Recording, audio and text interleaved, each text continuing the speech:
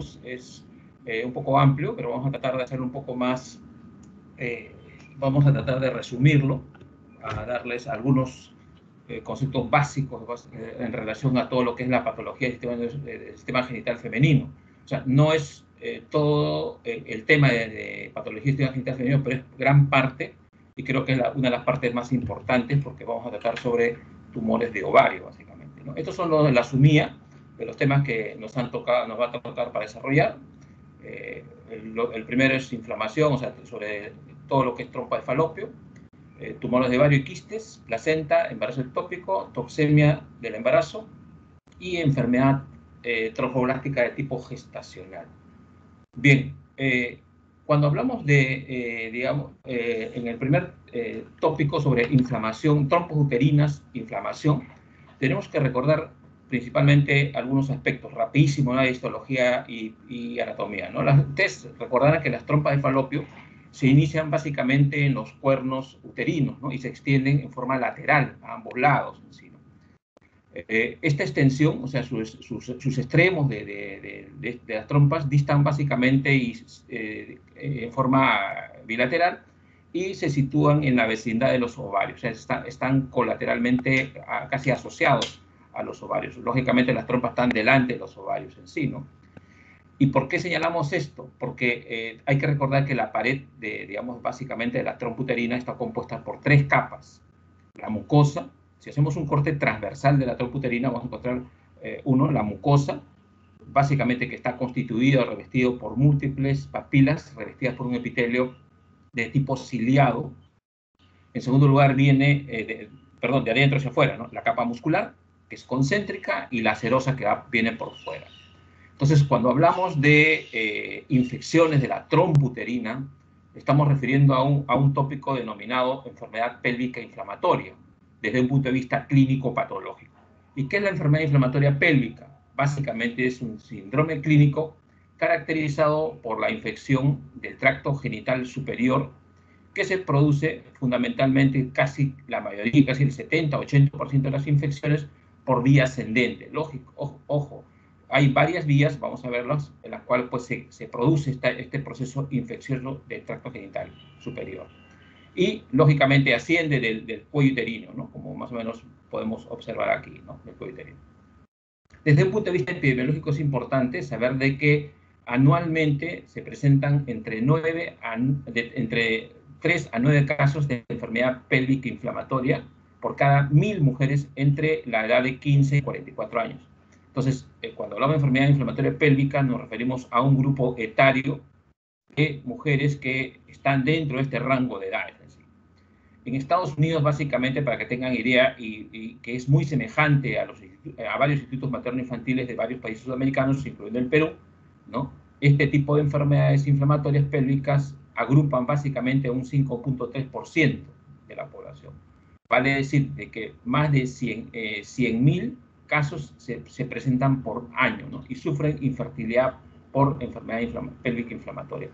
Entonces, es importante tener en consideración que cualquier, digamos, proceso infeccioso a nivel de las trompas, o sea, cualquier patología asociada a una salpingitis aguda y crónica, se deben generalmente a microorganismos casi siempre o comúnmente de tipo piógeno, básicamente los estreptococos, la E. coli, los estafilococos y en algunos casos los gonococos en sí. Entonces, tener en consideración esto. ¿Cuál es la etiología fundamentalmente? La mayoría de los casos de enfermedad inflamatoria pélvica están relacionados con enfermedad de transmisión sexual. Primer caso. En segundo lugar, entre el 8 y 20% de las mujeres con cervicitis, vamos a hablar de cervicitis porque esto por vía ascendente puede llegar digamos, a las trompas y producir salpingitis también, ¿no?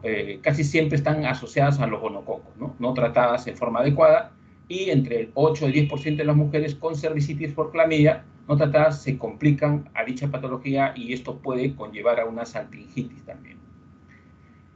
Otro factor etiopatogénico de la enfermedad pélvica inflamatoria asociada básicamente a salpingitis puede ser el uso de DIUs, que como ahora último no casi ha disminuido el uso de los DIU, pero en las épocas en las cuales pues, había un auge en el uso de estos dispositivos, se podía observar que gran cantidad de enfermedades pélvicas inflamatorias, específicamente salpingitis agudas y crónicas, se habían incrementado, y por lo tanto esto dificultaba o alteraba toda la morfología de las trompas uterinas, y por eso pues, se producían diversas patologías, dentro de ellas las enfermedades inflamatorias de las trompas uterinas. Las infecciones puerperales también están asociadas básicamente a este grupo. El post-aborto también, esas personas que sufren un aborto espontáneo o inducido, también de una u otra manera pues se someten a este tipo de enfermedades pélvicas inflamatorias.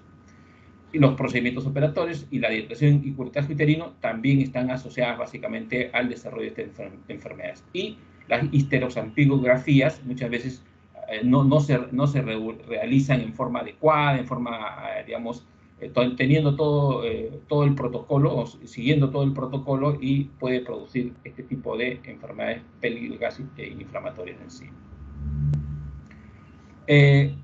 Ojo, esta patología, que está dentro de lo que es salpingitis crónica y aguda, es más frecuente entre la segunda y tercera década de la vida, con una alta incidencia. Por eso es que es importante, cuando ustedes roten por ginecología o lo que van a seguir ginecología, tengan en consideración este dato epidemiológico, ¿no?, que se da en esta década, entre estas dos, digamos, entre la segunda y tercera década, porque muchas veces se han confundido, ¿no? Por ejemplo, patologías de fosiliaca derecha, ¿no?, o fosiliaca izquierda, o a veces una apendicitis aguda, se pueden confundir muchas veces con una salpingitis aguda, ¿no?, en sí. Por eso hay que tener en consideración. Del 25 al 50% se presenta en nulíparas en sí. También es eso otro dato importante que ustedes tienen que saber. Y deja en muchas ocasiones secuelas tales como infertilidad. Por eso es importante, ¿no? Por eso es importante hacer un buen diagnóstico de una enfermedad pélvica inflamatoria asociada básicamente o como tema fundamental a lo que es salpingitis crónicas y agudas, es decir, porque esta es una de las secuelas que deja en muchos de los casos, cuando no es diagnosticado de forma adecuada y no es tratado de forma adecuada. Y hablar de un proceso de infertilidad en la segunda o tercera década de la vida de una mujer es traumático para ellas. Bueno, las algias pélvicas crónicas también, y aumenta las incidencias de embarazo ectópico. Ese es otro dato también que es importante. Una infección pélvica, digamos, asociada básicamente a una salpingitis crónica reagudizada, también se ha podido observar que en muchos de los casos producen embarazos ectópicos. ¿Sí? ¿Por qué? Por la alteración histológica de las estructuras que hemos señalado al inicio que constituyen la trompa uterina.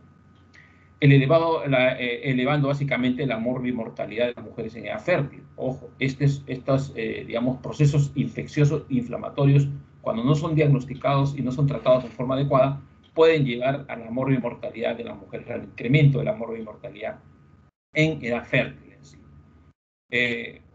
Cualquier mujer puede contraer una enfermedad pélvica inflamatoria, sobre todo las mujeres promiscuas. También eso es otro dato importante. En los hospitales del Callao muchas veces, o antiguamente, bueno, ahora ha disminuido, pero siempre se ha podido observar que la tasa o la incidencia de enfermedades pélvicas inflamatorias asociadas básicamente a una salpingitis crónica reagudizada, casi siempre se han dado por, digamos, las mujeres que tienen varias parejas sexuales. Entonces, ese es otro dato epidemiológico importante.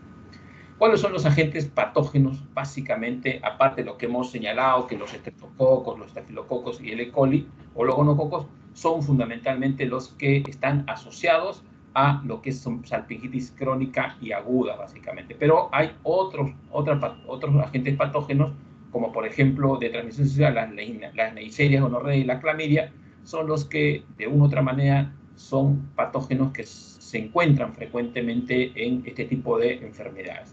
Bueno, y hay otros más que de una u otra manera tienen que ver básicamente, pero esos son los más importantes en lo que es salpingitis crónica y aguda. Estreptococos, estafilococos, el E. coli y los gonococos. Son los 4 agentes patógenos más comunes, más frecuentes que se presentan, pero todos estos agentes patógenos también se presentan de acuerdo a la patogenicidad microbiana que se puede dar o se desarrolla en este tipo de enfermedades. ¿Cuáles son los factores de riesgo en este tipo? La edad inferior a 25 años, Ese es un factor de riesgo importante. ¿Por qué? Por lo que ya hemos señalado, puede producir infertilidad, puede producir otras patologías con subsecuente morbimortalidad, incremento de morbimortalidad. Múltiples compañeros sexuales también es otro factor de riesgo que tenemos que tener en consideración. Enfermedad de transmisión sexual, ¿no? Historia previa de enfermedad pélvica inflamatoria, y también tener en consideración que el historial de pacientes con vaginosis o vaginitis en sí, ¿no? O cervicitis en sí. Entonces, estos son los principales factores de riesgo que están asociados básicamente a lo que es salpingitis crónica y aguda en sí. Bueno, esto un poco para ya hacerles un recordaris de la fisiopatología, de qué es lo que se produce básicamente, o cómo es el mecanismo fisiopatológico en la cual se puede producir lo que es salpingitis aguda o asociada a enfermedad pélvica inflamatoria. Inicialmente se produce un proceso infeccioso, el agente patógeno, por las diversas vías de transmisión que hemos mencionado, va a afectar, en este caso, por ejemplo, la trompa uterina o, digamos, a la entrada, ¿no?, de la pelvis. Y, lógicamente, el siguiente paso es que en dicha zona, en la zona básicamente de la mucosa que reviste a la trompa uterina, va a producirse un proceso de reacción inflamatoria propiamente dicho. En primer lugar, en una primera etapa, la presencia de los polimorfos nucleares, y posteriormente, conforme va pasando los días y no se va, digamos, haciendo un tratamiento adecuado, la presencia de los linfocitos. O sea, una inflamación que comienza en la mucosa, digamos, en el epitelio que reviste a la trompa uterina, y esto no va solamente va a estar asociado a la presencia de células inflamatorias, sino lo que va a traer como consecuencia es una vasodilatación.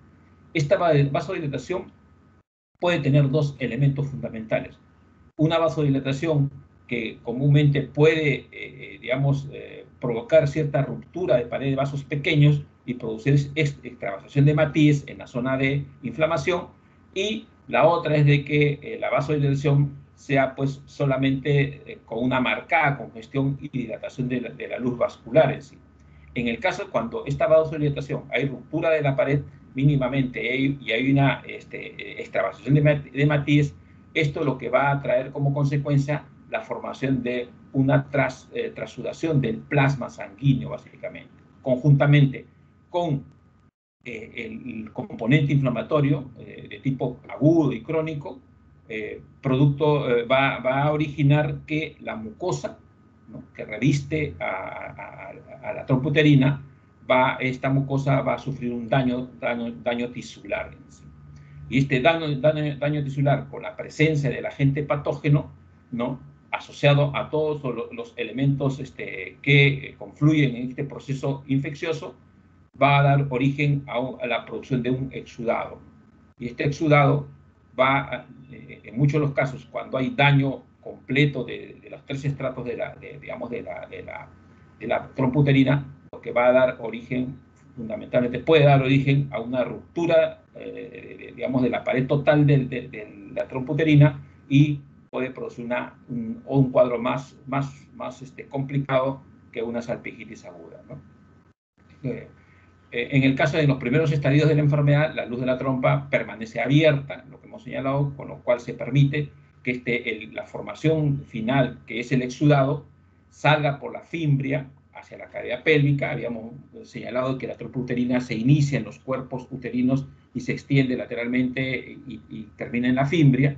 Cuando esta luz de la trompa permanece abierta con todo el componente exudativo, y viaja por la fimbria hacia la cavidad pélvica y puede producir una peritonitis pélvica. Por eso es importante, digamos, tocar este tema de lo que es salpingitis crónica y aguda, no por el tema propiamente dicho, sino por las complicaciones que este tipo de patologías puede originar en personas, en mujeres de edad fértil. Entonces, por eso es que muchas veces dicen, no, bueno, una salpingitis, no, ese tema no es tan importante. Sí es importante por las consecuencias que ustedes están viendo en estos momentos. ¿Qué es lo que va a producir? La tensión del oxígeno en los tejidos, básicamente, digamos, en la formación de este exudado, ¿no?, lo que va a originar es que va a haber una disminución en el crecimiento de la flora anaeróbica en sí. Y, por lo tanto, va a haber, digamos, estos tejidos, muy a la par de que pueden producir un proceso inflamatorio, pueden llegar a desarrollar lo que es necrosis propiamente dicho en sí. Y la destrucción del tejido con la posterior degradación de digamos, todos estos componentes exudativos va a llevar a la formación de los denominados abscesos, que es otra complicación importantísima que está asociada básicamente a lo que es proceso infeccioso inflamatorio, los procesos inflamatorios que se dan en las trombousterinas. Ojo, presencia de abscesos, presencia de, digamos, infertilidad y todos los, digamos, consecuencias que hemos señalado son básicamente lo importante de este tema en sí. Un poco para recordar que las vías de propagación es la vía ascendente, casi en el 90%, pero hay otras vías en menor porcentaje, pero hay que tenerlas en consideración, básicamente, porque no todas las vías de propagación de los agentes patógenos a nivel genital se da por la vía ascendente. Tener en consideración que también hay por vía linfática, por vía hemática y por contigüidad en algunos casos en sí. ¿Cuáles son los criterios? Hay criterios mayores que de una u otra manera favorecen, son básicamente identificados a través de, digamos, elementos de ayuda diagnóstica, y hay otros criterios menores que tenemos que tener en consideración cuando estamos frente a una enfermedad pélvica inflamatoria, específicamente a una salpingitis crónica reagudizada o aguda. Uno, los criterios mayores, la paciente va de una u otra manera a presentar dolor abdominal, pélvico, que es, digamos, ese dolor es medio sordo, continuo, progresivo y es bilateral. Pero muchas veces, ojo, cuando hay inflamaciones o salpingitis crónicas, muchas veces la mayoría es bilateral, pero en algunos casos puede ser unilateral. Entonces, eso complica más el diagnóstico en sí de salpingitis. Dolor a la movilización cervical a la exploración, paciente bien adolorida cuando uno hace, digamos, como presiona, hay una palpación profunda, la paciente va a emitir un dolor intenso, dolor anexial a la exploración, básicamente en sí.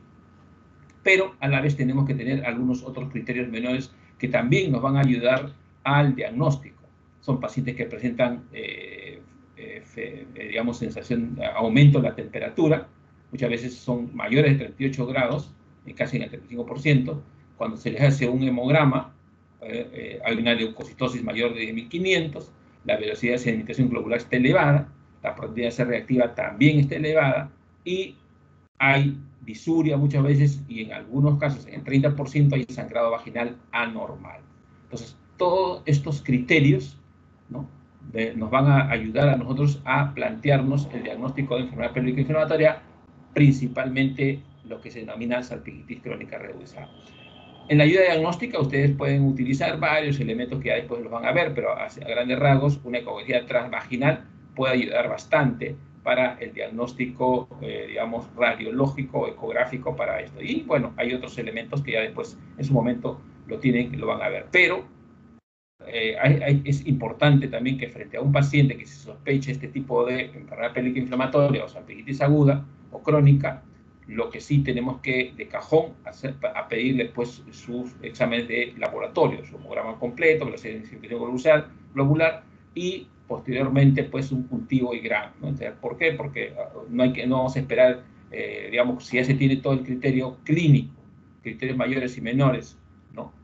Básicamente, y toda la epidemiología y una buena historia clínica, se puede empezar el tratamiento, porque esperar el resultado del cultivo va a demorar días. Entonces nosotros lo que se quiere es solucionar el problema inmediato de las pacientes. Hay estadios de enfermedad pélvica inflamatoria, y esto un poco asociados básicamente al daño de digamos, o la afectación de las trompas uterinas y del ovario, como habíamos señalado, que por posición anatómica, ustedes recordarán que el ovario tiene que ver mucho por contigüidad con las trompas uterinas. Hay 4 estadios. El estadio 1, de enfermedad, para tipificar como enfermedad pélvica inflamatoria, es salpingitis aguda, pero sin pelviperitonitis. O sea, solamente está confinado a la trompa uterina. El estadio 2 es salpingitis aguda con pelviperitonitis, confinado a la trompa y básicamente a la parte peritoneal. Esto sí es un poco más complicado, más de diagnóstico más complicado, pero se tiene que actuar rápidamente. Salpingitis con formación de absceso tubovárico, también es el estadio 3, y esto va a traer como consecuencia una complicación más extensa, más extrema en sí, ¿no? ¿Por qué? Porque ya cuando estamos frente a la formación de un absceso, este absceso puede romperse, ¿no? Y complicar, bueno, producir una peritonitis asociada a una salpingitis. Y el estadio 4, cuando ya hay rotura de abscesos tubáricos. Entonces, pacientes muchas veces llegan a la emergencia con estadio 2, o muchas veces ya hasta con estadio 3, y entran a sala porque básicamente pues ya se detecta un absceso, y en muchos de los casos cuando ya la paciente llega a un estadio 4, muchas veces la mortalidad en estos casos puede pues ser digamos con un porcentaje mayor en sí. Entonces verán que en conclusión tener en consideración que una enfermedad pélvica inflamatoria que tiene que ver directamente con la salpingitis crónica y aguda, pues es importante hacer diagnóstico, detectarla a tiempo, de acuerdo a los criterios mayores y menores, de acuerdo a todas las consideraciones que hemos señalado, por las complicaciones que va a traer como consecuencia en mujeres en edad reproductiva. Entonces, básicamente es eso lo que nosotros tenemos que tener en consideración. Y para terminar esta parte, hay que tener en consideración también que todo el cuadro clínico, ¿no? de una salpingitis crónica y reagudizada puede confundirse, como señalaba en algún momento, con una apendicitis, dependiendo de la zona, ¿no? de la afectación, ¿no? Con cuadros gastrointestinales, como por ejemplo la apendicitis, divertículos, ¿no? o colecistitis en sí, pero básicamente eso. Con cuadros urológicos, con pielomelitis, con litiasis urológica. Y con cuadros ginecológicos, muchas veces también hay que hacer diagnóstico diferencial con embarazo ectópico, con aborto séptico, o con quistes ováricos, o ruptura de quistes ováricos, o con endometriosis, básicamente. Y finalmente, bueno, muy alejado con cuadros pulmonares, cuando viene la neumonía de tipo basal, muchas veces el dolor del neumónico basal de los pulmones, un poco como que se irradia hacia la zona casi muy cercana digamos, a las zonas laterales de ambos anexos, y podría, pues, confundirse, ¿no? Pero tenemos que tener en consideración varios criterios epidemiológicos y, digamos, anatómicos de las pacientes para poder pensar esto. Pero tener en consideración estos diagnósticos diferenciales asociados a enfermedad pélvica inflamatoria, específicamente a lo que denominamos salpingitis crónica y aguda. Bien, hasta ahí el primer tema. El otro tema que es importante también que vamos a desarrollar es lo que se refiere a tumores del ovario. Este tema, un poco vamos a tratar de centralizarlo, porque ya ustedes recordarán, ¿no? Cuando hablamos de tumores de ovario, así como hablamos de tumores de otras, digamos, de otros órganos, tenemos que considerar hasta tres grandes grupos. Tumores de ovario de tipo benigno, donde hay una variedad, y tumores de tipo de ovario maligno, y los tumores de tipo borderline o limítrofe. Entonces, eso es lo que tenemos que tener en consideración. Primer punto, hablo de tumores de ovario. El segundo punto, conocer un poco la histogénesis de los tumores de ovario, ¿no? La frecuencia y la distribución por edades. Ese es otro tema que también tenemos. Y para un poco para revisar o digamos recordar la histogénesis de los tumores de ovario, tanto benignos como malignos, tenemos que un poco recordar algo de la histología del ovario. ¿Por qué? Porque es importante, porque si no, frente a las decenas de tumores benignos y tumores malignos y tumores borderline que hay de ovario, un poco que nos vamos a confundir. Tener en consideración bien claro que todos los tumores, tanto malignos como benignos, se van a derivar básicamente de las estructuras del ovario en sí. Entonces, en primer lugar, sabemos que el ovario está constituido fundamentalmente por dos elementos, lo que es la corteza y la médula, básicamente. Eso es lo que tenemos que recordar, corteza y médula. ¿Y por qué? Porque a partir de ahí, de todas esas estructuras que hay tanto en la corteza como en la médula del ovario, de ahí van a nacer una variedad de tumores benignos, ¿no?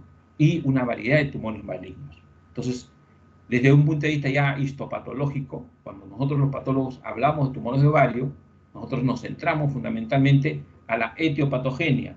¿Y cómo vamos a diferenciar la etiopatogenia de cada tumor? Reconociendo, recordando la histología, la histogénesis del ovario. Si no, se nos va a hacer un mundo, básicamente. Ahora, un poco para recordar también, ¿no? Ustedes recuerdan que la corteza, básicamente, del ovario se encuentra revestida por un epitelio plano simple.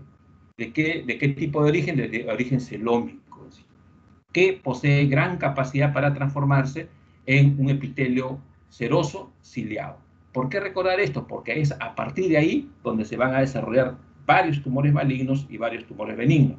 Pero no solamente recordar que este epitelio seroso ciliado se puede transformar, sino también hay una transformación de un contenido mucinoso, ¿no? O endometrioide, y es a partir de ese contenido mucinoso o endometrioide es de donde se van a desarrollar otros tumores, tanto tumores malignos como benignos.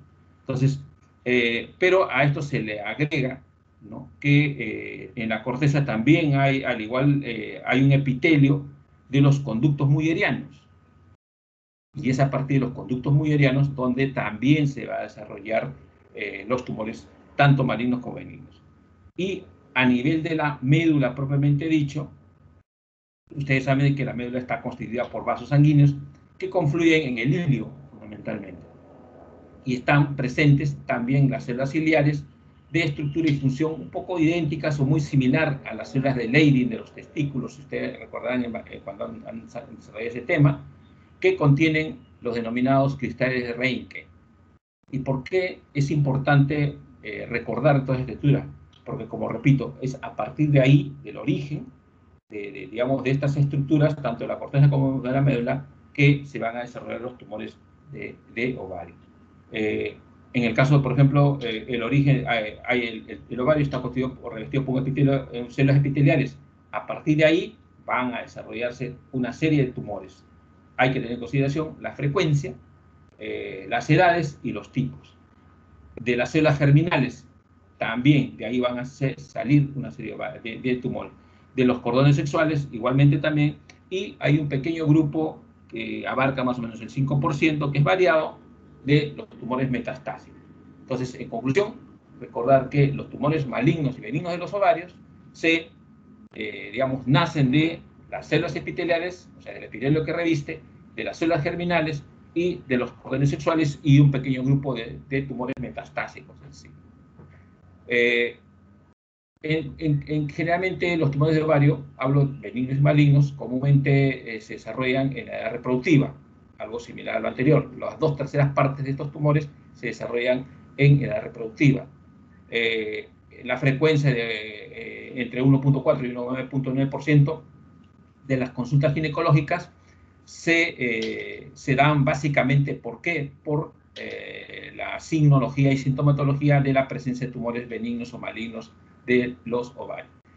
Afortunadamente, el 80% de los tumores de ovario son benignos, pero este 20% que es malignos son los más complicados, los más lancinantes y los que generalmente pues aumentan la morbimortalidad de las mujeres en edad reproductiva que desarrollan este tipo de neoplasias de ovario.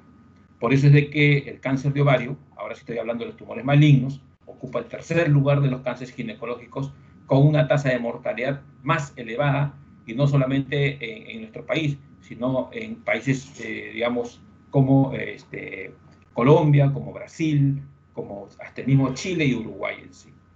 Ahora, también hay que considerar que los tumores benignos, generalmente la incidencia de desarrollo es entre los 20 y 40 años y 44 años. Y la incidencia máxima de los tumores malignos será entre los 45 y 60 años. Estos intervalos de edades nos permiten a nosotros un poco tener cierto, digamos, criterio epidemiológico para, de una u otra manera, pues, ver, antes de hacer el estudio histopatológico, más o menos plantearnos de qué tipo de tumor se puede tratar, ¿no? Esto es lo que decía, ¿no? Los tumores de ovario, básicamente los malignos, representan uno de los mayores desafíos diagnósticos y de tratamiento para el ginecólogo y también para el patólogo, porque hay muchos tumores de ovario de tipo borderline, ¿no? En la cual pues se puede un poco confundir desde el punto de vista histopatológico que podría ser un tumor benigno o un tumor maligno. A eso, cuando encontramos nosotros células, digamos, en el caso de los tumores epiteliales del ovario, cuando encontramos células epiteliales, digamos, atípicas o displásicas, ¿no? Con algunas células medias ya que tienden un poco a tener unas características citológicas de células neoplásicas bien diferenciadas, ahí viene el tema. Si lo catalogamos como un tumor benigno o como un tumor maligno. Ahí entra ya todo lo que es la parte de la inmunohistoquímica y la biología molecular para poder precisar en forma adecuada el diagnóstico histopatológico, porque el tratamiento de un tumor benigno, perdón, de un tumor de tipo borderline es diferente a un tumor de tipo maligno. Entonces, eso es lo que tenemos que tener en consideración. Otro dato importante que los principales tumores de ovario que se presentan en las primeras décadas de vida son los tumores, los teratomas, los histodenomas serosos, y los mucinosos y los quistes lúteos, que son lógicamente pues tumores altamente benignos, pero que en algunos casos, ¿no? Un porcentaje mucho menor, pueden de una u otra manera pues, tener un componente de tipo maligno. ¿Sí? La clasificación según la OMS, ¿no? De los tumores de ovario, ¿no?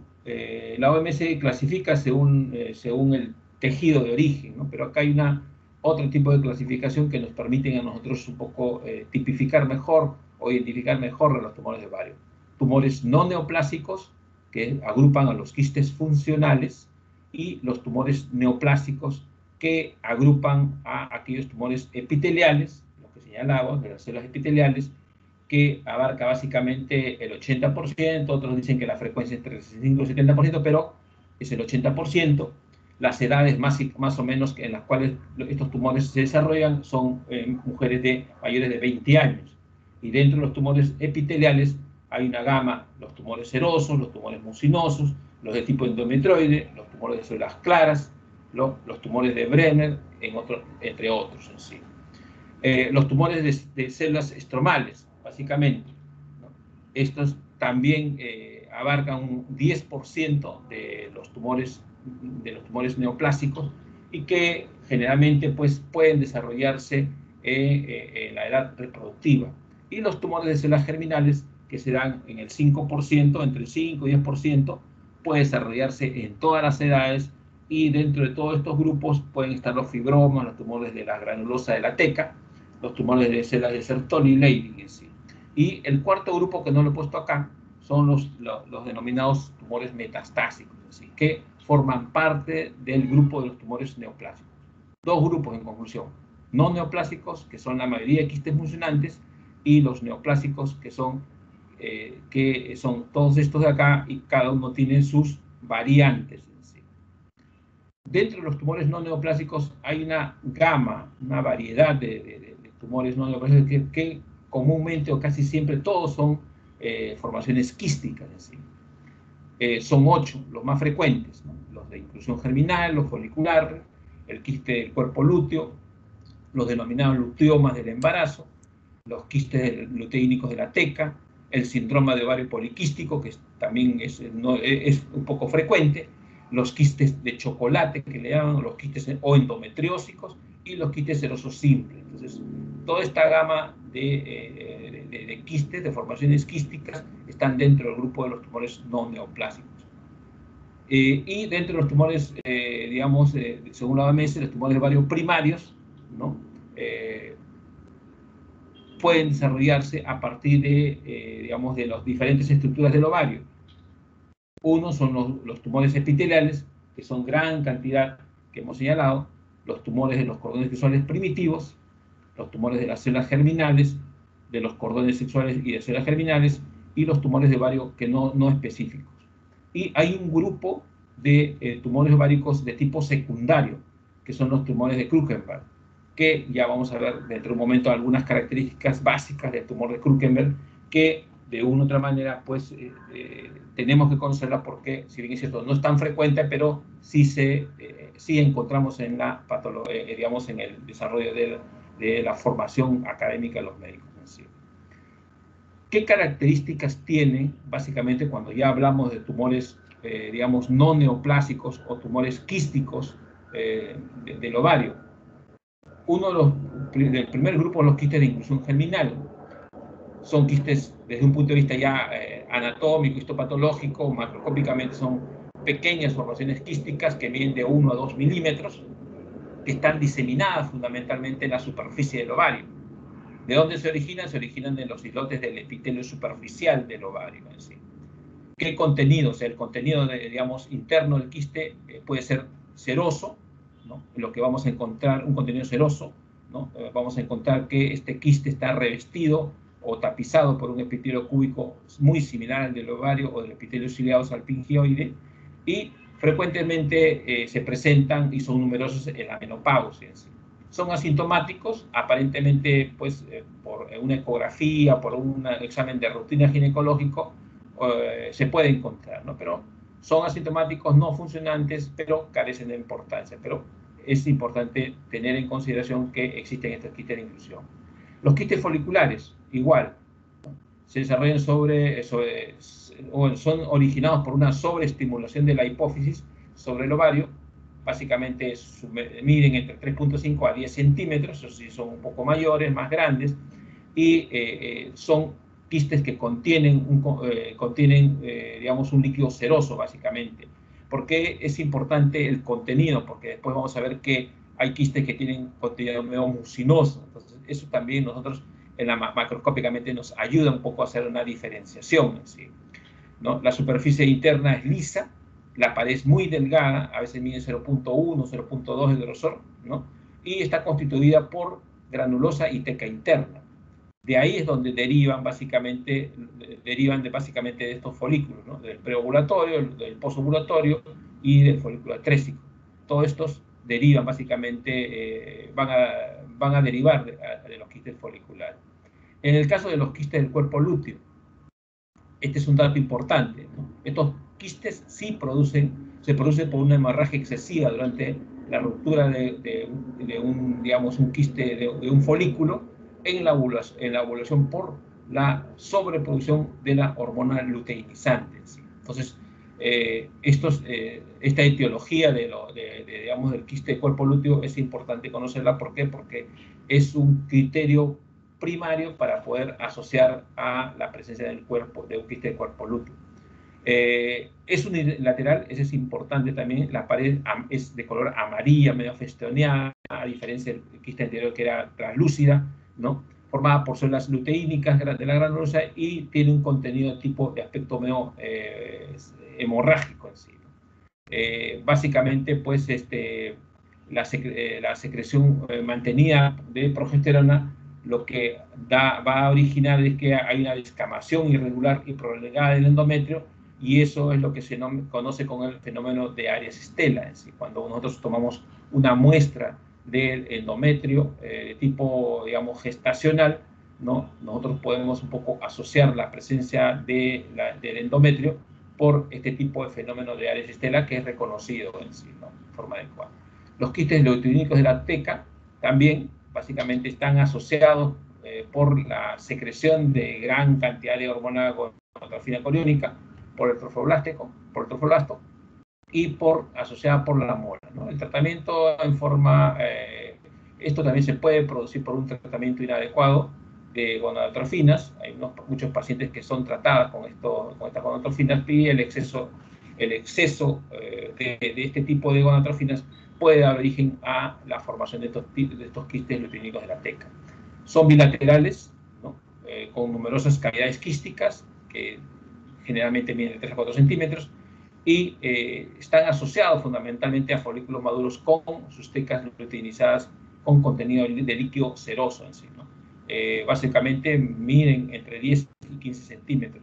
No requieren cirugía porque muchas veces estos quistes con tratamiento hormonal pueden de una u otra manera reducir sistemáticamente, pero esto hay que monitorearlo en forma adecuada, y si se trata de una de una jovencita, con mucho más razón, porque muchas veces, por ejemplo, jovencitas de 16, 17 años, de 18 años, que no tienen, que todavía ni siquiera, pues, digamos, tienen otro tipo de patologías, muchas veces por el tamaño del quiste, en algunos casos pueden ser sometidas a una ovarectomía, o sea, digamos, intervención quirúrgica, pero para extirpar el ovario por la contigüidad del quiste.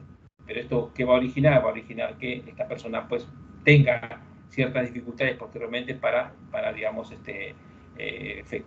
digamos, producir o tener algún embarazo en sí, ¿no?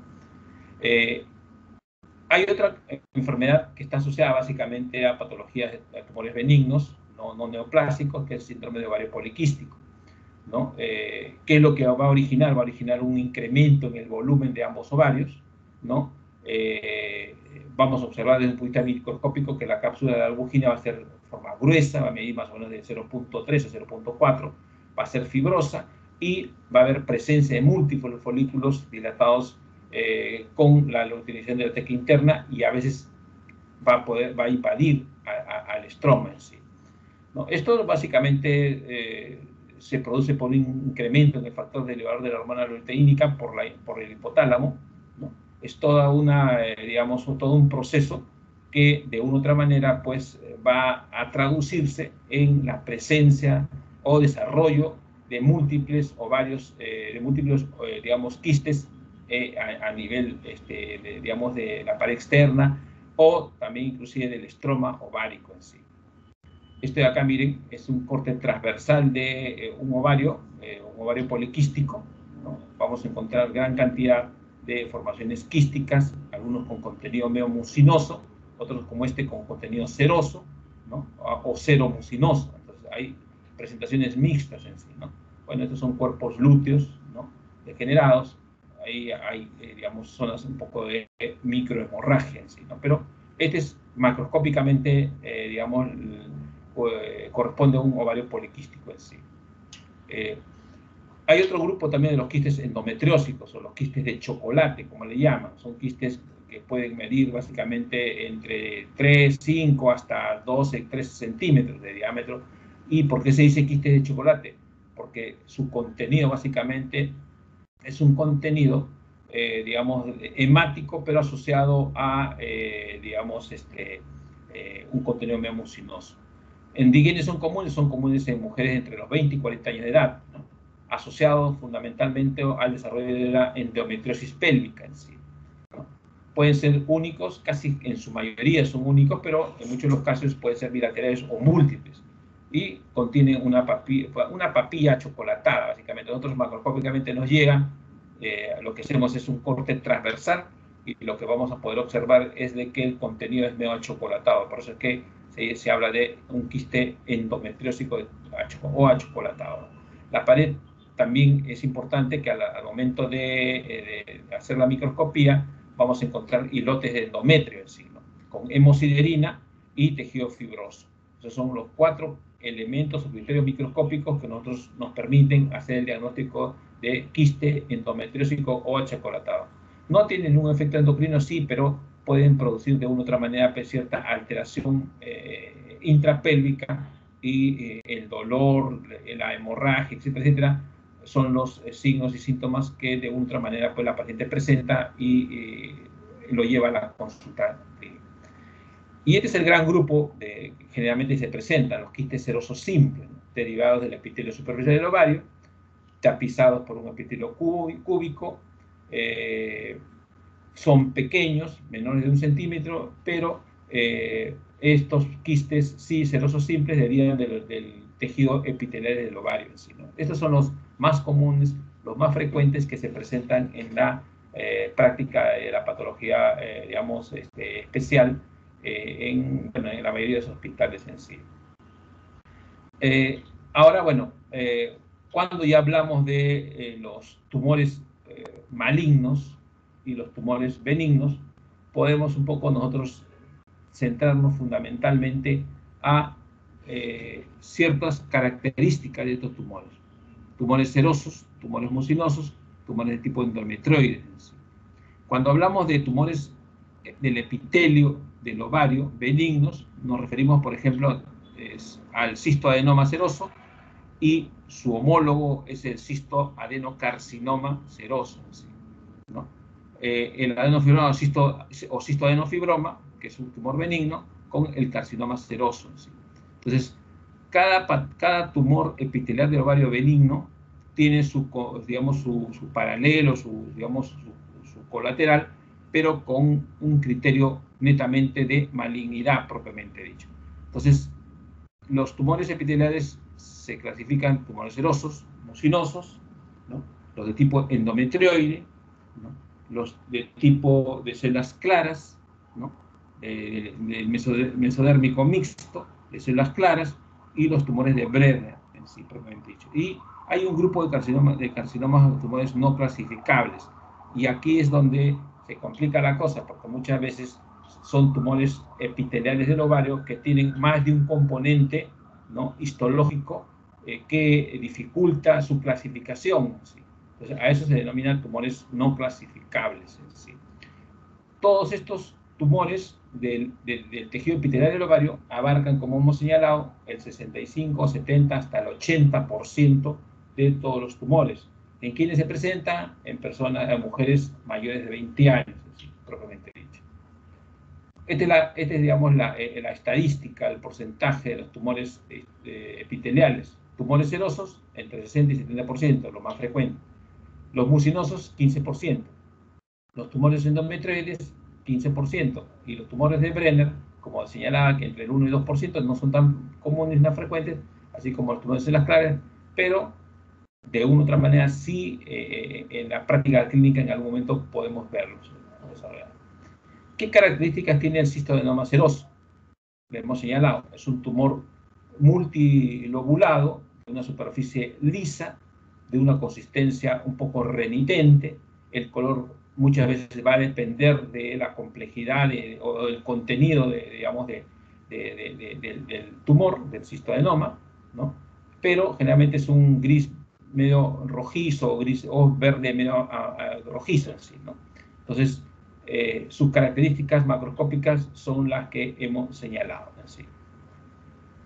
¿Qué es lo que cuáles son las características? Si bien es un cistoadenoma seroso, acá estamos hablando de un cistoadenoma seroso papilar, que es una variante del cistoadenoma seroso simple. ¿Y por qué se le llama papilar? Porque al momento de hacer un corte del tumor, pues, propiamente dicho, no vamos a encontrar, como en este caso, una homogenización en la pared interna del quiste, sino vamos a encontrar una pared interna, pero con ciertas elevaciones, ¿no?, como papilas, ¿sí? Entonces, este dato es importante. ¿Por qué? Porque cuando estamos una cosa es hablar de un cistoadenoma seroso simple, en donde hacemos el corte digamos, del quiste y de la pared. Vamos a ver que es la pared es básicamente simple. Acá vamos a encontrar papilas, y estas papilas ya nos están indicando que podría ser, pues, se podría tratar de un cistadenocarcinoma papilar, porque muchas veces hay cierta tipicidad de celular en estas papilas. Este es un tumor seroso papilar limítrofe. Miren, ya las papilas aumentan, son como especie de formas arborescentes, y ya esto nosotros macroscópicamente podemos catalogarlo como un tumor limítrofe. Hacemos el corte histológico, vemos al microscopio y vamos a encontrar las células que hemos señalado hace un momento, células atípicas con cierta tendencia a observar células neoplásicas propiamente dicho. Y esto ya es un cistoadenocarcinoma, un carcinoma seroso. Cuando ya vemos, pues, ya que ya no, el contenido no es, digamos, seroso o papila, sino ya el contenido es sólido. O sea, la pared interna, cortamos el tumor y vamos a poder observar estructuras medias arborescentes o de la manera de carnosidades sólidas, que nos van a permitir a nosotros macroscópicamente saber o pensar o inferir que es un carcinoma seroso en sí, ¿no? Al corte, microscópicamente, vamos a hacer las neoplasias propiamente dicho. Este es un cistoadenoma mucinoso.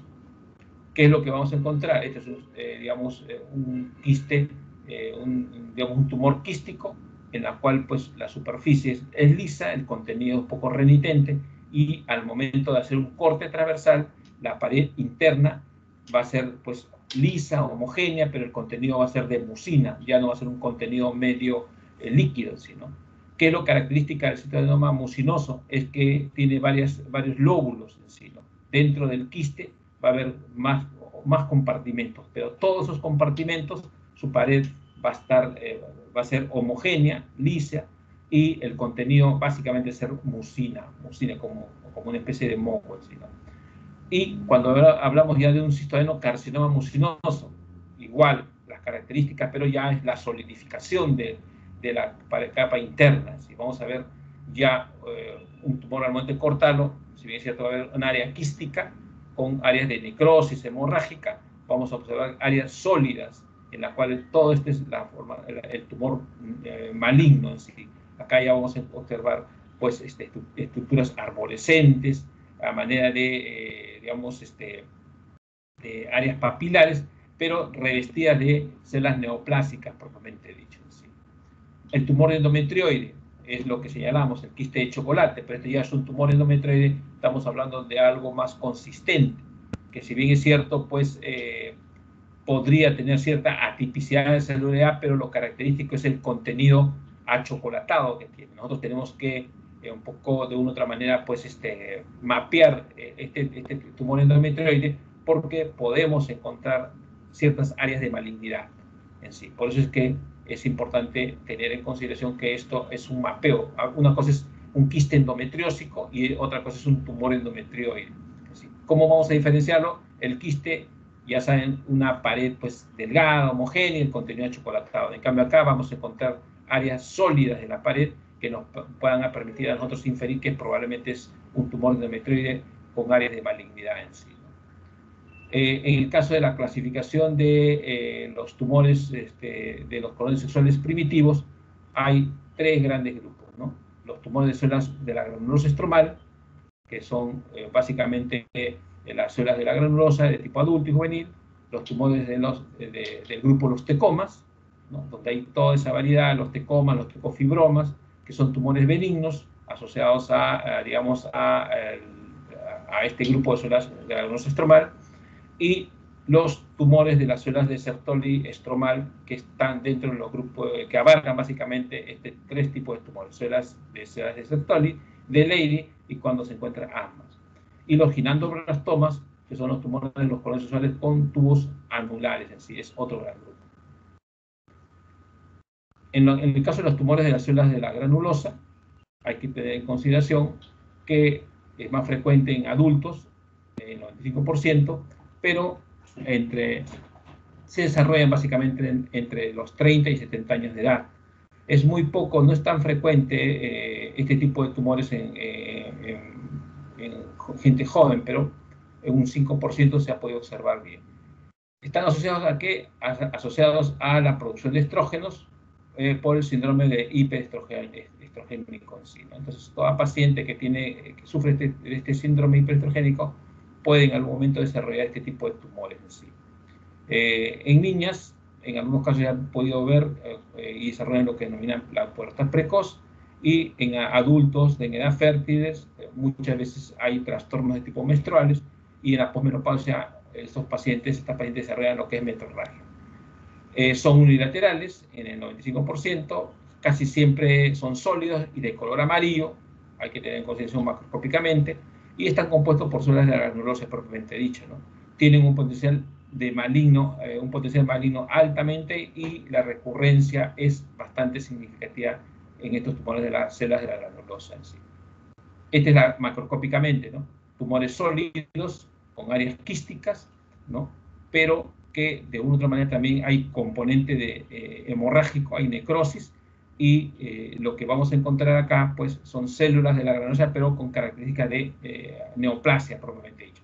Pero es diferente a los tumores anteriormente señalados, es decir, macroscópicamente. Cada uno de estos tumores ováricos tienen cierta característica macroscópica diferente. En el caso del tecoma, por ejemplo, miren, es un tumor sólido, de color medio amarillento, homogéneo, muy parecido a los, digamos, fibroadenomas, pero son más sólidos, y lo que vamos a encontrar acá son células sin características de malignidad propiamente dicha, ¿no? Las células tecicomatosas en sí, ¿no? El fibroma, que es otro tumor también benigno, que tiene también ciertas características, la superficie es lisa, la consistencia es dura o indurada, tiene desde un punto de vista microscópico constituida por fibroblastos bien reactivos, pero monomórficos, sin atipicidad alguna, con baja hipercelularidad, digamos, vascularidad, propiamente dicho. En el caso de los tumores de células de Sertoli-Leydig, tienen esta configuración, muy a la par que tienen áreas medias nodulares internas, unas con contenido medio mucinoso, medio de color medio verde, gris amarillento, y otras áreas sólidas, quísticas, que le dan esta, digamos, apariencia macroscópica fundamentalmente. Hacemos los cortes respectivos y vamos a encontrar que este tumor en las áreas sólidas va a estar constituido por células muy similares o semejantes a la célula de Sertoli o a la célula de Leydig, pero con características neoplásicas o atípicas en sí. En el caso del ginandroblastoma, es otro tumor básicamente que está constituido fundamentalmente por un componente medio sólido, medio fibrosado, que pareciera como una especie de carne de pescado, pero solidificada, y que tiene que ver básicamente con el desarrollo de procesos preneoplásicos. El ginandroblastoma se puede considerar un tumor preneoplásico con características de atipicidad. El digerminoma es otro tumor, ¿no?, que deriva del ovario, ¿no?, que se derivan de las células germinales, casi siempre está entre el 15 y 20% de la frecuencia de todos estos tumores, se desarrollan casi siempre en personas hasta los 25 años de edad, ¿no?, y se caracteriza básicamente macroscópicamente por presentar una solidificación del tumor con áreas de necrosis propiamente dicha, necrosis hemorrágica propiamente dicha. En el caso del tumor del seno endodérmico, tiene ciertas características peculiares que está constituido básicamente por áreas sólidas y áreas quísticas, pero con contenido mucinoso casi solidificado, como gelatina, ¿no?, y áreas de necrosis muy difusas, es decir, propiamente dicho. Entonces, todos estos tumores básicamente presentan ciertas características celulares atípicas, unas con mayor, atipicidad y otras con menor atipicidad en sí. En el caso del carcinoma embrionario, básicamente que está fundamentalmente asociado a lo que es los tumores malignos de alto grado, ¿no? Casi siempre este carcinoma embrionario se da en gente adulta joven o en adolescentes, y en muchos de los casos se puede observar en niñas en sí. Entonces, es una masa grande, de 17 centímetros, sólida, es unilateral, con áreas de hemorragia y de necrosis. Este tumor, el carcinoma embrionario, es encapsulado, a diferencia de otros, como el cistoadenocarcinoma, que muchas veces no es encapsulado. Tiene un color de color medio rosado grisáceo, blanco y friable, y está constituido por células grandes de características embrionarias con marcada tipicidad. Este tumor, el carcinoma embrionario, está asociado al incremento de los niveles de alfa-fetoproteína. Entonces, por lo tanto, al momento de hacer el dosaje de este tipo de alfa-fetoproteína, vamos a encontrar que los niveles de globulación coriónica están elevados, y esto es un signo indirecto, o mejor dicho directo, que nos ayudan a un poco corroborar el diagnóstico presuntivo del carcinoma embrionario en sí. En el caso del coriocarcinoma, es un tumor también maligno, que es muy raro, pero debe distinguirse básicamente de los tumores primitivos del ovario. Se da en mujeres jóvenes, ¿no? Hay un coriocarcinoma de tipo gestacional primitivo del ovario, que muchas veces se confunde con esto. El tumor es de gran tamaño, es unilateral, es sólido, tiene ciertas características y con necrosis. ¿Sí? Entonces, como verán, igual que el teratoma quístico maduro, como verán, todos los tumores, el tumor carcinoide, que son tumores muy raros, pero que pueden corresponder a un tumor metastásico de un carcinoide de otro sitio primario, digamos, de otra área que no fuese el ovario, y los tumores carcinoides sí son de peor pronóstico. ¿Sí? Como verán, toda esta gama de tumores tienen ciertas características desde un punto de vista anatomopatológico, tienen ciertas características macroscópicas que nos ayudan a diferenciar, digamos, en algunos aspectos. La macroscopía nos ayuda bastante, pero al momento de hacer el correlato clínico-patológico, vamos a poder observar que digamos, la histología, o el diagnóstico histopatológico, va a depender mucho, fundamentalmente, del origen de la célula. Si vemos células neoplásicas, de células epiteliales neoplásicas, vamos, y con estas características macroscópicas, vamos a señalar fundamentalmente que se trata de tumores epiteliales. O si vemos pues, que hay presencia de células germinales neoplásicas, están confinadas entre este grupo, o de los cordones sexuales, o células atípicas o que no digamos, corresponden a la celularidad de la estructura histológica del ovario, podría corresponder a células a tumores metastásicos en sí, ¿no? Entonces, eso es lo que fundamentalmente lo que queríamos señalar con esto de los tumores de ovario. ¿Sí? Delegada, son las 5:10. ¿Ustedes tienen práctica, algo? Porque la verdad este tema es bien amplio. Lo que he querido es un poco sintetizar algunas características macroscópicas y microscópicas de los tumores más frecuentes de ovario, pero nos queda básicamente hay tres tópicos que más o menos me van a tomar 20 minutos. ¿Podemos seguir o...? Doctor, podríamos seguir porque no tendríamos otro día para poder recuperar, y ya los que no pueden permanecer en la clase, que se dirijan a sus prácticas porque la clase igual va a quedar grabada. Ya, perfecto. Sí. Entonces continuamos, ¿no? El otro tema básicamente es lo que es embarazo ectópico y enfermedades del trofoblasto. El embarazo ectópico, ¿qué es? Bueno, el embarazo ectópico, bueno, como ustedes saben, pues la implantación del ovocito secundario con el espermatozoide en una zona que no es la común digamos, la convencional en sí, ¿no? El embarazo ectópico es la segunda causa de muerte de hemorragia en la primera mitad del embarazo y con una frecuencia mayor de las mujeres multíparas que en las primíparas en sí. En general, se presentan una vez cada 100 o 200 nacidos vivos en el embarazo ectópico en sí. Es la anidación, como les señalaba, y el desarrollo del huevo fuera de la cavidad uterina. Sí. Ustedes saben que el huevo cigote, digamos, tiene digamos, un camino a seguir para poder implantarse y llegar finalmente a implantarse en fondo uterino, ¿sí? ¿No? En la cavidad uterina. La etiología básicamente es lo que hemos señalado. Una etiología es procesos inflamatorios, infecciosos, pero esta complicación se produce cuando hay obstáculos para la migración del huevo fecundado hacia la cavidad uterina, ¿sí? O alteraciones para su implantación. Entonces, de acuerdo a hay una clasificación clínica en sí, ¿no? Que dividen al embarazo ectópico en embarazo ectópico conservado o no roto, en la cual pues se puede observar que hay una dilatación de la trompa uterina o la presencia de una masa quística aparentemente en una zona que no es la convencional para la implantación, ¿no? Y el embarazo ectópico roto, ¿no?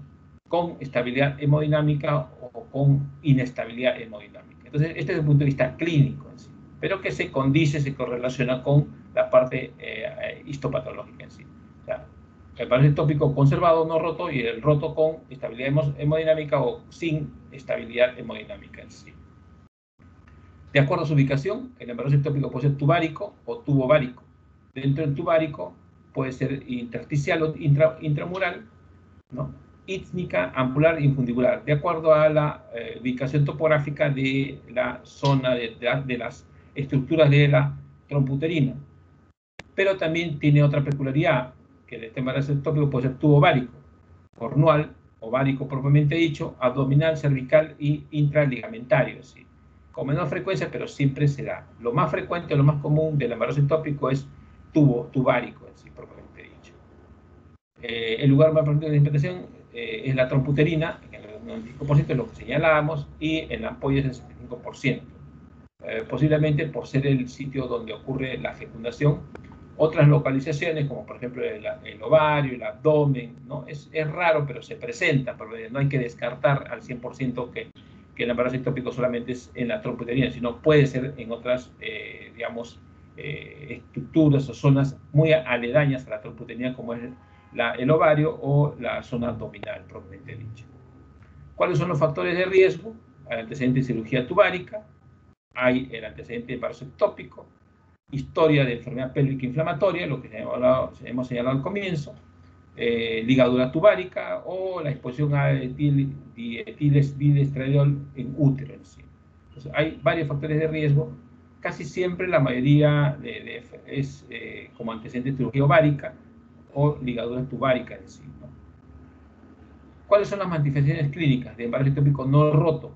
Pacientes con amenorrea, generalmente de 5 semanas, síntomas de embarazo inicial, ¿no? Pues sangrado transvaginal, ¿no? Náuseas, congestión de mamas, o sea, todos los signos y síntomas que estarían manifestándose de una persona gestante, probablemente dicho. En el embarazo ectópico no roto, ¿no? Puede haber dolor abdominal y pélvico, ¿no? Que puede ser intermitente al inicio y luego se intensifica, se localiza, fosiliaca es propiamente dicho en sí.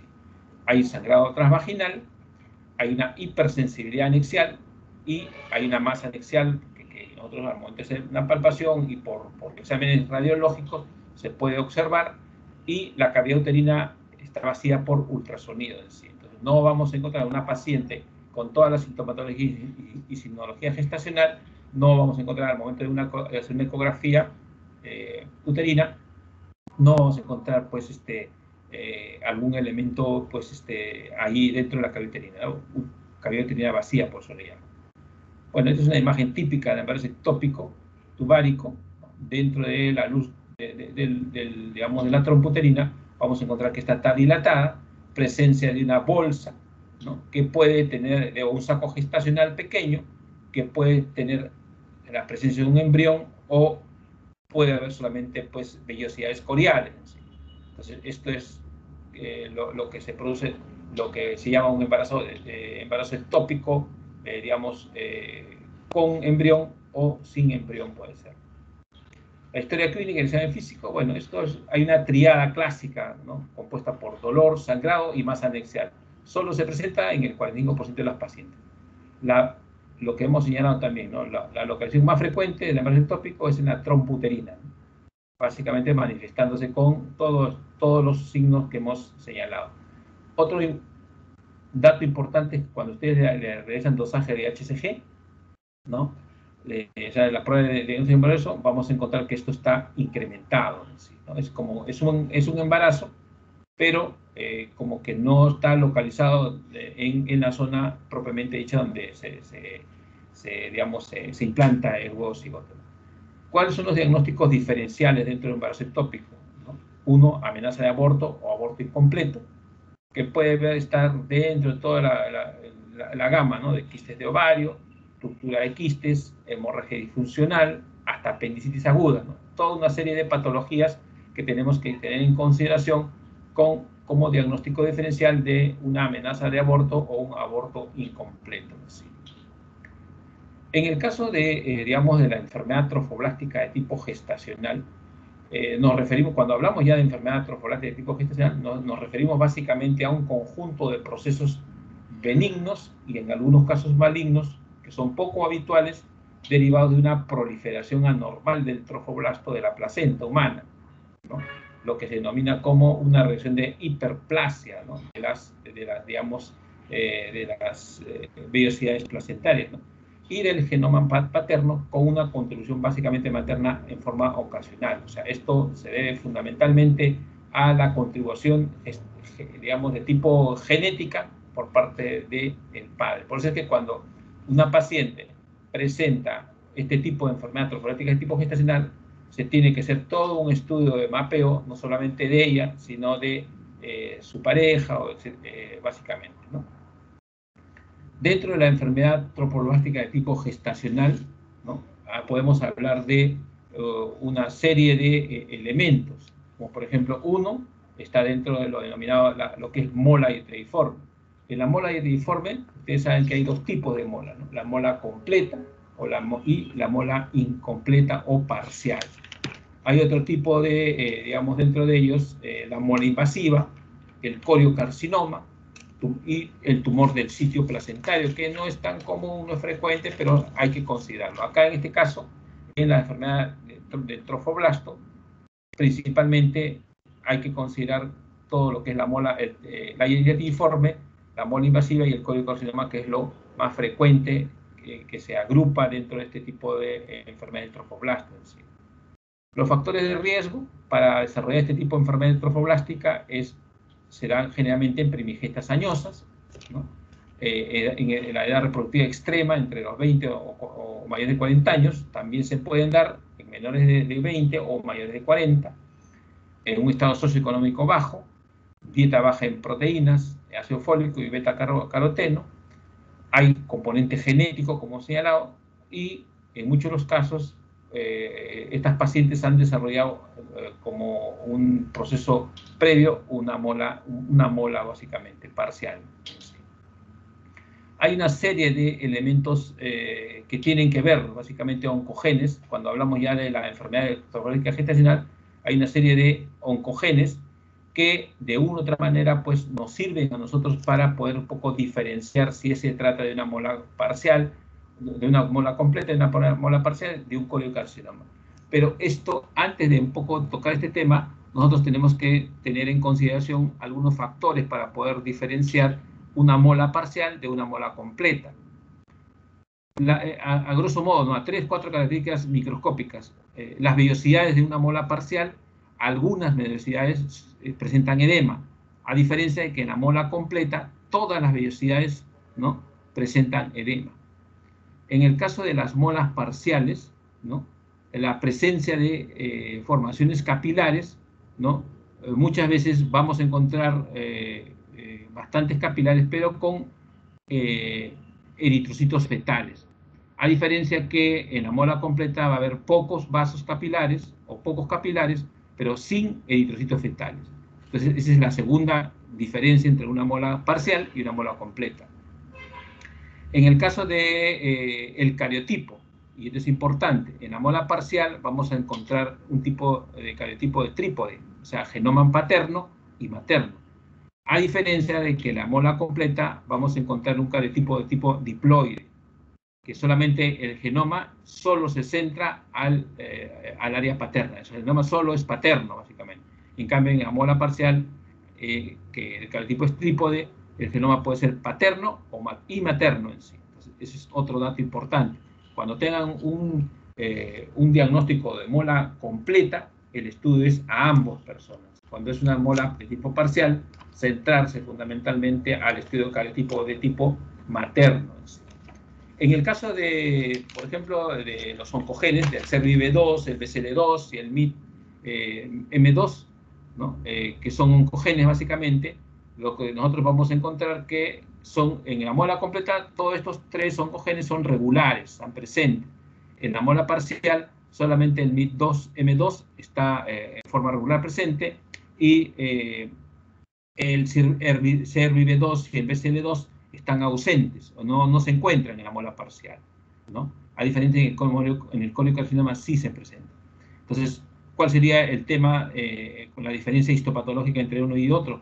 Es que en el coriocarcinoma, ya desde un punto de vista histopatológico, si bien es cierto, nosotros podemos utilizar, digamos, las características oncogenéticas, pero ya las características histopatológicas marcan la diferencia entre un coriocarcinoma y una mola completa en sí. En el caso de los tumores de los genes supresores, el P53, el P21 y el RB, ¿no?, vamos a encontrar igualmente también en la completa, vamos a encontrarnos en forma regular, y en el coriocarcinoma. Y en el caso de la mola parcial no vamos a encontrar, no va a haber ninguno. Entonces, de acuerdo al estudio oncogenético digamos, de oncogenes y los tumores y los genes supresores, sí podemos un poco diferenciar entre una mola completa y una mola parcial, entre una mola parcial y un coriocarcinoma, pero la diferencia histopatológica va a ser marcada entre un coriocarcinoma y una mola completa en sí. Bueno, esto ya hemos señalado, se forma la mola completa. Son básicamente esas características que hemos señalado en sí, ¿no? Yo creo que esto lo pasamos básicamente por cuestiones de tiempo en sí. En el caso de macroscópicamente la mola completa, sí hay que observar que las alteraciones en todo el tejido trofoblástico es difuso o completa. Hay una proliferación excesiva del cito y del inciso trofoblasto, ¿no? Y la hiperplasia del trofoblasto es la característica histopatológica más común, más frecuente digamos, en la mola completa, básicamente. No tiene tejido embrionario fetal, eso también es importante, ¿no? Remarcar, ¿no? Que en la mola completa no hay tejido embrionario fetal, ¿no? Y el pleomorfismo nuclear aún está incrementado. Los vasos sanguíneos en las velocidades están ausentes o colapsados, ¿no? En la mola completa. Y lo que señalaba, no son pocos vasos sanguíneos, pero sin eritrocitos fetales en sí. Estas son las características de la mola completa en sí. Bueno, macroscópicamente vamos a observar la mola completa como una especie de vesículas, tejido vesiculoso. Si ustedes han visto, en algún caso, han visto la huevera del pescado cuando revientan, por dentro hay constantes vesículas, la mola es bien parecida en sí. Este es el componente pues, genético de la mola completa, en la cual pues este cariotipo diploide va a tener que ser estudiado por parte solamente del genoma solo paterno, básicamente, ¿no? Microscópicamente, miren, vamos a observar que todas las vellosidades, ¿no?, coriales, todas tienen edema, o sea, hay una dilatación, ¿no?, de las vellosidades, marcada, digamos, tapizados por un epitelio plano, y en el centro va a haber un estroma con básicamente dilatación de todo el estroma propiamente dicho, lo que va a caracterizar a lo que es la mola completa. O sea, todas las vellosidades con edema, a diferencia de la parcial, que algunas de las vellosidades presentan edema.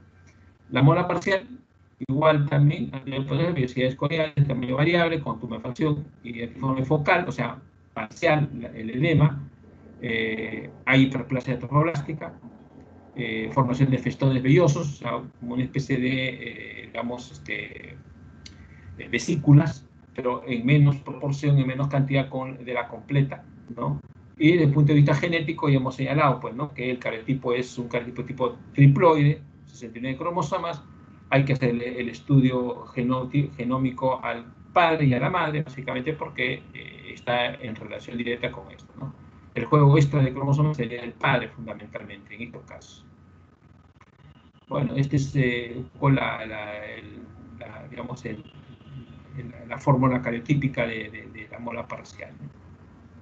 En el caso de las manifestaciones clínicas, un poco en la mola completa, hay una hemorragia vaginal, ¿no? Hay características de preeclampsia, ¿sí?, ¿no?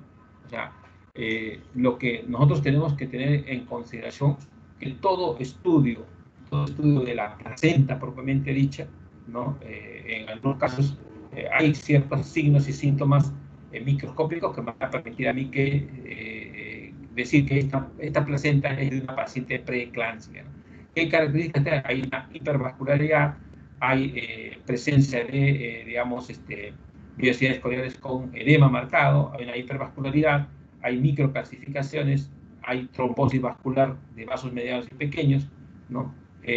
Son características microscópicas de una placenta con preeclampsia. En el caso de propiamente dice la preeclampsia, el 27% de pacientes presentan mola completa. Ojo, paciente diagnosticada con preeclampsia, el 27% pueden presentar mola completa. En la eclampsia es poco frecuente el desarrollo de mola completa, ¿no? Y el tamaño del útero es marcado, es mayor, es excesivo, ¿no? Y las concentraciones altas de la BHCG son importantes para el diagnóstico de preeclampsia en el primer trimestre de gestación. Ojo, siempre asociar la preeclampsia con el desarrollo de mola completa. En el caso de la hiperemesis gravídica, casi siempre la hiperemesis gravídica se desarrolla en el 25% de pacientes con mola completa, ¿no? Hay, bueno, todas las medidas antimétricas que una paciente cuando con hiperemesis gravídica hay que tener en consideración, pero básicamente lo característico de una paciente que presenta hiperemesis gravídica es de que en un porcentaje significativo es portadora de mola completa, el tamaño uterino es mayor, es excesivo, y las concentraciones de VHSG son altas en sí. Bueno, en la mola completa también, o en la mola parcial, hay ciertas manifestaciones clínicas que están asociadas fundamentalmente a la sintomatología de aborto incompleto, para decir hemorragia, dolor en el primer trimestre de gestación y básicamente hemorragia, ¿no? Y todos los signos y síntomas de una paciente gestante, ¿sí? El diagnóstico de mola parcial es histopatológico en sí, ¿no? Por eso es que siempre cuando hay un aborto incompleto, ¿no? Se hace el grado respectivo y los ginecólogos mandan a patología para que nosotros podamos hacer el diagnóstico de si se trata de una mola parcial o de una mola completa. ¿Bajo qué criterios? Bajo los criterios histopatológicos que hemos señalado a su momento. Sí. La hemorragia vaginal se da en el 72%, en lo que es mola parcial, y el tamaño del útero es desproporcionado, o sea, de 3.7% crece, ¿no? En la preeclampsia es del 2.5%. Muchos de los casos, la mola parcial está asociado al desarrollo de quistes beta-luteínicos, ¿no? A la hiperemesis gravídica y al hipertiroidismo, ¿sí, no? Que se asocian fundamentalmente al desarrollo de la mola parcial. Bueno, ecográficamente sí se puede hacer un diagnóstico presuntivo de mola completa, porque los radiólogos llaman a estas imágenes en panal de abejas, que es característico patognomónico de la mola completa, ¿no? Es un valor predictivo más o menos positivo del 94% cuando se encuentra esta imagen de panal de abejas. En el caso de la incompleta, a diferencia del anterior, el diagnóstico predictivo, el valor predictivo es 90%, pero se encuentran espacios quísticos focales en los tejidos placentarios y lo característico es que hay un incremento del diámetro transversal del saco gestacional. Entonces, mientras normalmente el diámetro, digamos, antero-posterior o de polo a polo siempre es mayor, en el caso de la incompleta, el diámetro transversal del saco gestacional es mayor en sí. En el caso del tumor trofoblástico de tipo gestacional, llamado también enfermedad trofoblástica persistente, ¿no? Se ha podido observar que este tumor trofoblástico aparece después de cualquier suceso gestacional, ¿no? De un aborto espontáneo o de un aborto provocado o de embarazos ectópicos o embarazos a término. Probablemente siempre o casi siempre se puede presentar, ¿no? Este tipo de tumor trofoblástico gestacional. Se puede confundir con otro tipo de patologías, o se puede confundir con retención de vellosidades placentarias o de cualquier otra patología retentiva, y que puede, digamos, de una u otra manera, pues, confundirse con el tumor trofoblástico de tipo gestacional. El término tumor trofoblástico gestacional comprende básicamente lo que es la mola invasiva, ¿no? El coriocarcinoma y el tumor del lecho placentario, ¿no? Lo que caracteriza es que la secreción de la VHSG es persistente y elevada, muy después del supuesto embarazo detenido, o bueno, este tipo de secreción persiste, ¿no? Y en forma de las concentraciones y en forma elevada persiste. Entonces, cualquier persona o cualquier mujer que ha sufrido un aborto espontáneo, terapéutico, o un embarazo a término, o un embarazo ectópico, teóricamente deberían disminuir las concentraciones de la hormona gonadotrofina coriónica, deberían, digamos, bajar a sus niveles normales, pero en estos casos, si esta hormona su secreción es persistente y las concentraciones son elevadas, hay que pensar que se trataría probablemente de este tipo de una mola invasiva, que es diferente a una mola completa o parcial, o de un coriocarcinoma o de un tumor del lecho placentario, ¿sí? Entonces, este dato nos ayuda a nosotros para poder, a los ginecólogos les ayuda para poder pensar en este tipo de patologías, hacer, digamos, el procedimiento quirúrgico adecuado, muchas veces un legrado nuevo, un nuevo legrado, una limpieza de la cavidad uterina y todos esos restos que se obtienen de la cavidad uterina, ¿no? Lo mandan al patólogo y el patólogo, en base a los criterios microscópicos, vamos a, digamos, diagnosticar si se trata de una muela invasiva o de un coliocarcinoma con más frecuencia, ¿no? Porque el tumor del chivo planetario no es tan frecuente en sí. En el coliocarcinoma, miren, es una neoplasia epitelial pura, ¿no? Hay una proliferación atípica del cito y del inciso trofoblast, ¿no? Como estamos viendo acá, ¿no? Hay ausencia de diversidades coriales, no se observan diversidades coriales, ¿no? Y hay una metástasis sistémica temprana digamos, de estas células atípicas.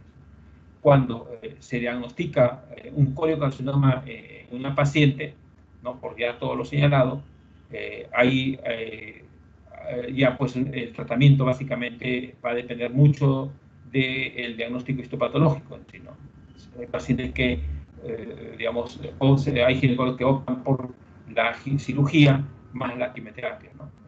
La quimioterapia sí está claramente indicada cuando el diagnóstico es histológicamente positivo del coliocarcinoma en sí, ¿no?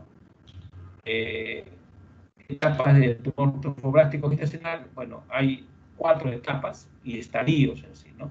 Todos van a depender básicamente que si la enfermedad está confinada al útero, si está fuera del útero, si hay afectación de los pulmones o afectación de otros sitios de metástasis.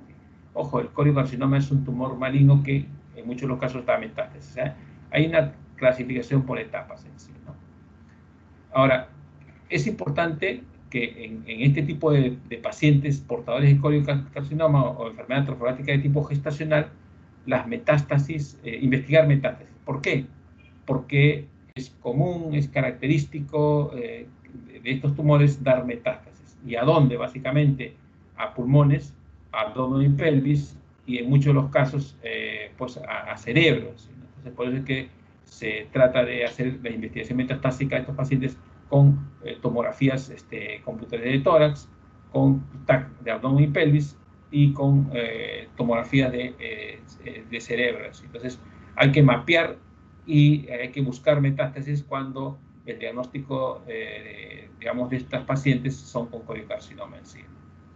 Bueno, esto se observa básicamente, esto es una radiografía de pulmón en la cual pues, se pueden ver zonas de metástasis de coliocarcinoma a nivel cerebral, igual también, ¿no? Y a nivel hepático, nosotros podemos también observar que hay áreas de metástasis, ¿sí? Entonces, tener en consideración que la metástasis en este tipo de tumores trofoblásticos de coliocarcinoma son importantes. Bueno, esto de la quimioterapia lo van a ver después, pero sí son esquemas de tratamiento de quimioterapia que se producen, que se dan generalmente en pacientes portadores de coliocarcinoma. Bien, muchachos, eso es todo. He tratado de un poco de resumir, como verán, he corrido un poco, pero la idea es que por lo menos queden algunos conceptos básicos de lo que es enfermedad pélvica, inflamatoria pélvica asociada a la salpingitis crónica reumatizada, los tumores de ovario, básicamente, que es un tema complejo, pero si nosotros manejamos la parte histológica, las estructuras histológicas de un ovario normal, tenemos que saber de cada estructura se pueden desarrollar tumores benignos, tumores malignos y tumores de borde, la que son decenas, pero los más frecuentes, los más comunes, son los tumores no neoplásicos, que son los quísticos, ¿no? Toda una variedad, 7, 8 tumores quísticas, tumores malignos que tienen su homólogo benignos, que las características macroscópicas son áreas sólidas con quísticas, otros sólidos propiamente dichos, y cada uno de ellos con características macroscópicas y microscópicas en sí. Y en relación a embarazo ectópico, enfermedades de trofoblasto y, digamos, enfermedades de tipo gestacional, bueno, lo más común, lo más frecuente que hemos señalado, hemos procesado, bueno, creo que es importante que ustedes de una u otra manera tengan algunos conceptos básicos de esto, ¿no? Para poder ya posteriormente en los cursos más avanzados de una u otra manera tener una base fundamental en lo que es patología de tipo de la parte reproductora femenina en sí. Bien, bueno, hasta aquí nos quedamos, o sea, no les quito más tiempo, realmente pues hay algunos que de repente van a ir a la práctica. Bien, eso es todo, no sé, delegada,